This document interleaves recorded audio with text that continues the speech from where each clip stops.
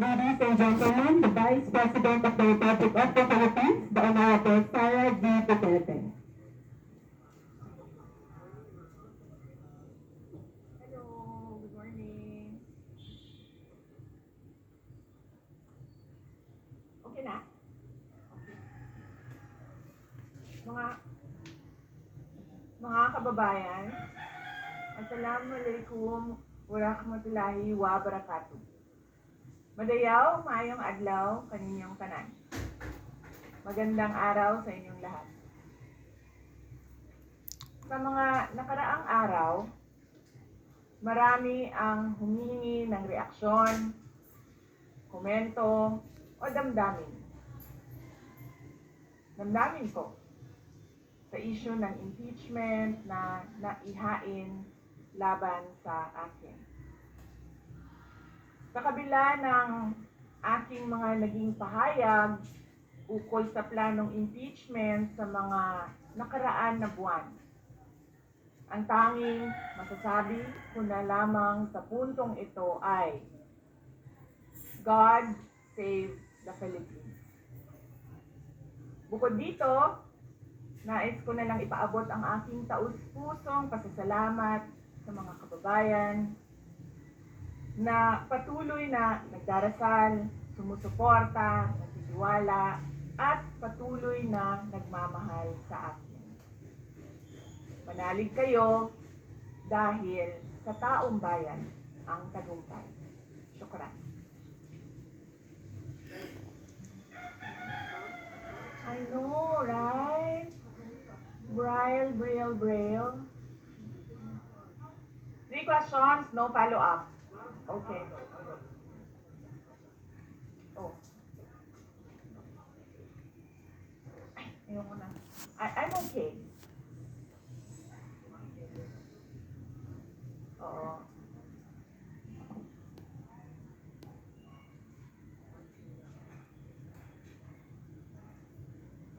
Sabi kasi, ito lang daw basahin ko.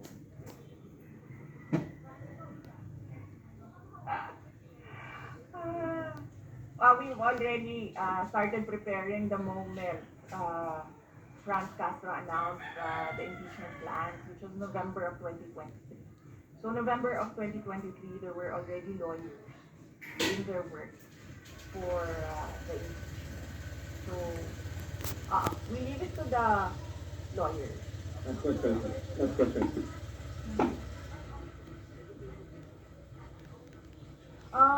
Wala pa tayo doon, ma'am.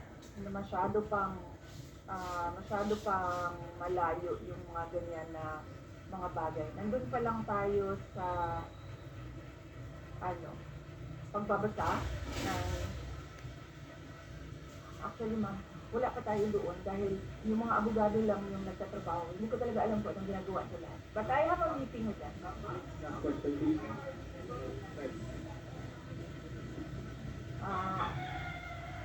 I do not want to answer that question. Next? I do not want to answer that question. Yes, ma'am.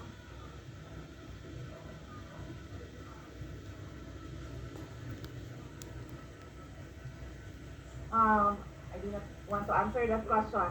Last. Last question.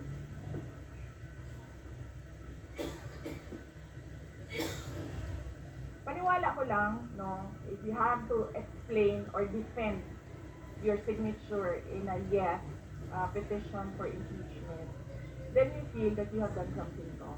Kasi kung wala ka namang ginawang mali, bakit mo i-defend yung pirma mo? Thank So, you.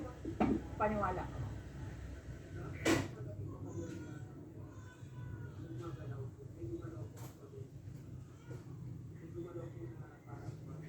I do not want to answer that question yet.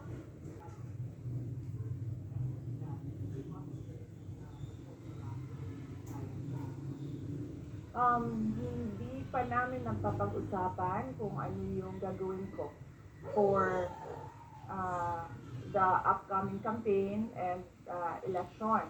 Pero nasabi ko na noon na patuloy yung trabaho namin, and isa sa mga trabaho namin ay gusto namin tumulong sa Commission on Elections in voter education. Particularly, yung wag mo ibenta yung boto mo, wag gumamit ng dahas during campaign and election.